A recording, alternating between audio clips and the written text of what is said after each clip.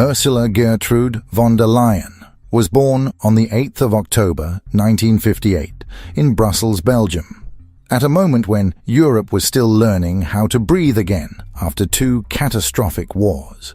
Her birthplace was symbolic, even prophetic. Brussels was becoming the core of a new European identity, the political seedbed of the European community, and the home of institutions that were reshaping the continent. Ursula grew up inside that machinery, not as an observer, but as a child of it. Her father, Ernst Albrecht, was a senior European official who later became Minister-President of Lower Saxony in Germany. Her mother, Heidi Adele, came from an old aristocratic lineage. Ursula's early life was one of power corridors, diplomatic dinners, and a constant sense of being raised for responsibility. Her family belonged to the German Protestant tradition, specifically Lutheran. The faith shaped her with quiet discipline, teaching her the dignity of duty and the moral seriousness that would later define her leadership style. But she was not raised with the rigid piety of old Europe.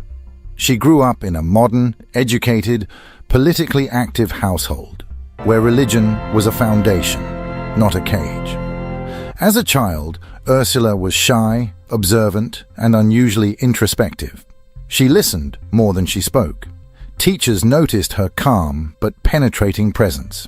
Friends later said she had a way of looking at people that made them feel examined, as if she was already learning how power works, even at 10 years old.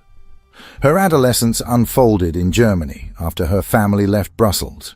She studied economics at Göttingen and Münster, but had to stop abruptly in the late 1970s after West German authorities learned that the Red Army faction, a violent far-left terrorist group, had identified her as a potential kidnapping target because of her father's political influence. She fled to London under a false name for safety. It was in London, away from her aristocratic structure, that Ursula first encountered freedom in its raw, youthful form. She lived in a small flat, took public transport, walked among punk rock crowds, and tasted anonymity. Those months changed her. They taught her what vulnerability meant.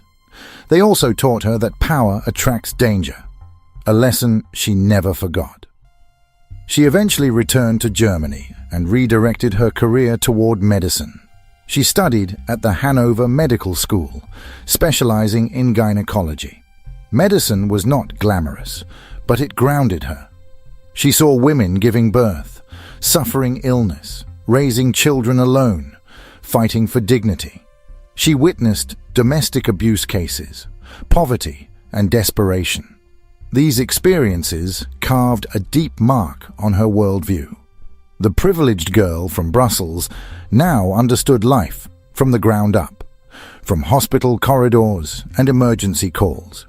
She earned her medical degree in 1987 and practiced as a physician, marrying Heiko von der Leyen, a medical professor, that same year. The couple would go on to have 7 children, an unusually large family for a modern political leader. Her motherhood became a defining part of her identity, shaping her fierce advocacy for family policies later in her career. But power was in her bloodstream. Politics, sooner or later, was inevitable. In 2003, Ursula entered the political arena in Lower Saxony's regional government. Her rise was shockingly fast. She had a surgeon's precision, a mother's emotional intelligence, and a leader's resolve. Within 2 years, she was appointed Federal Minister for Family Affairs under Chancellor Angela Merkel. She pushed policies that re-engineered the German welfare system, parental leave reform, childcare expansion, and programs to help women enter the workforce. She challenged conservative traditions inside her own party, insisting that Germany could no longer survive on a single breadwinner model. Her policies were controversial, praised by some as visionary and condemned by others as too socially liberal. But they worked, and her reputation grew. Merkel recognized something rare in Ursula, a mixture of discipline, durability, and political courage. In 2009, she appointed her Minister of Labour and Social Affairs, giving her responsibility over Germany's economic safety nets. In 2013, she took a step no woman had taken before. She became Germany's first female Minister of Defense. Defense was a battlefield, both literally and politically. Germany's military was underfunded, understaffed, and scattered across international missions. Ursula faced scandals involving broken equipment, procurement failures, and toxic internal culture. Critics accused her of mismanagement. Supporters argued she inherited a collapsed system. She pushed Germany to rebuild its military strength, long avoided due to historical trauma. She increased budgets, modernized forces, and advocated for stronger European defense cooperation. Her vision was clear. Europe should not rely solely on American protection.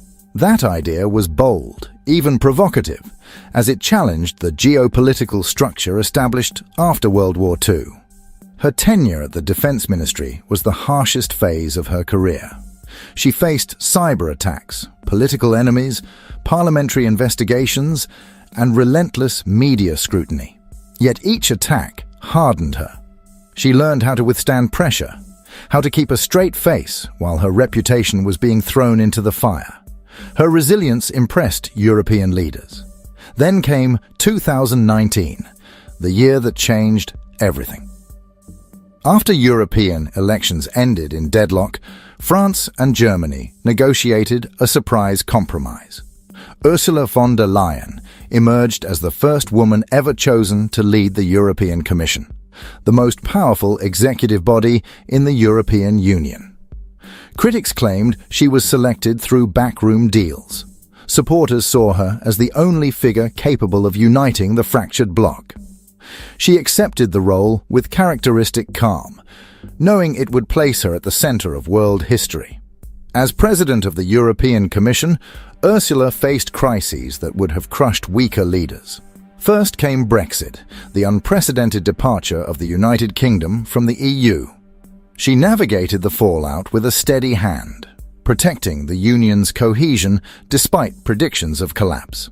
Then, in 2020, the world was struck by the COVID-19 pandemic.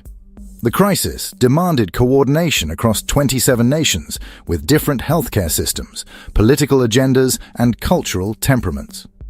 Ursula orchestrated vaccine procurement for the entire EU, a task that sparked conflicts, delays, and anger, but ultimately resulted in one of the largest vaccination programs on Earth. She faced immense criticism, but she did not retreat. Her leadership style was unwavering: absorb the blow, adjust, move forward. In 2022, Russia invaded Ukraine, shaking Europe to its core. Ursula became one of the strongest voices supporting Ukraine's sovereignty. She pushed for sweeping sanctions against Russia, military aid coordination, and energy independence, after decades of relying on Russian gas. She stood beside Zelensky on the streets of Kyiv, while missiles flew overhead, sending a message far beyond symbolism. In that moment, her leadership transcended bureaucracy and entered history. But Ursula's story is not a simple hero narrative. It is layered with contradictions and controversies. Critics accuse her of centralizing too much power in Brussels, pushing Europe toward a federal structure without full democratic consent. Others say she aligns too closely with American geopolitical interests. Some see her as the architect of a new era of European assertiveness.